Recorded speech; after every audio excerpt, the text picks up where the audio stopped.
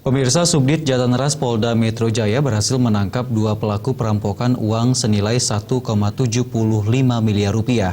Ironisnya, aksi perampokan ini dibantu oleh oknum TNI Angkatan Darat dan mantan anggota BRIMOB yang kini masuk dalam daftar pencarian orang atau DPO. 5 orang. Siapa aja namanya? Kamu namanya? Subdit Jatanras Polda Metro Jaya berhasil menangkap 2 dari 6 pelaku perampokan terhadap seorang pengusaha di Jalan TB Simatupang, Jakarta Selatan. Kedua pelaku yang bernama Umar Hadi dan Ronald ditangkap di daerah Tasikmalaya, Jawa Barat, dan Cibubur, Jakarta Timur. Dalam melakukan aksinya, para pelaku mengaku sebagai pemilik modal yang bisa memberi pinjaman dengan jumlah besar, dengan syarat membayar 3% dari jumlah uang yang dipinjam. Korban yang sedang membutuhkan uang 60 miliar langsung tergiur dengan tawaran para pelaku. Setelah melakukan transaksi, para pelaku yang mengaku dibantu oknum TNI Angkatan Darat dan mantan anggota BRIMOB membawa korban ke jalan tol dengan melanjutkan membuang korban. Jonathan kerjanya apa? Jonathan di belakang bagian. Dia kerjanya apa? Pengusiran.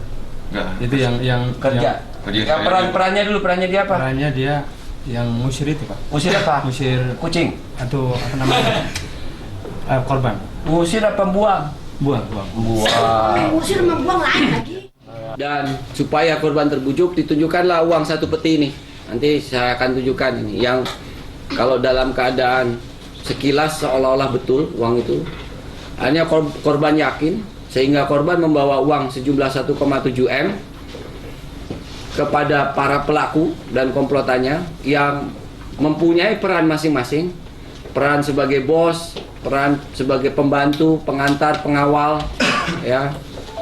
Dan lanjut, ketika korban menyerahkan uangnya di tol, korban dibuang.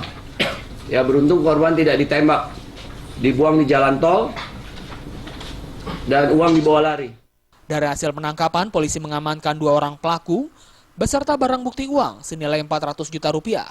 Saat ini polisi tengah melakukan pengejaran terhadap 4 pelaku yang sudah diketahui identitasnya.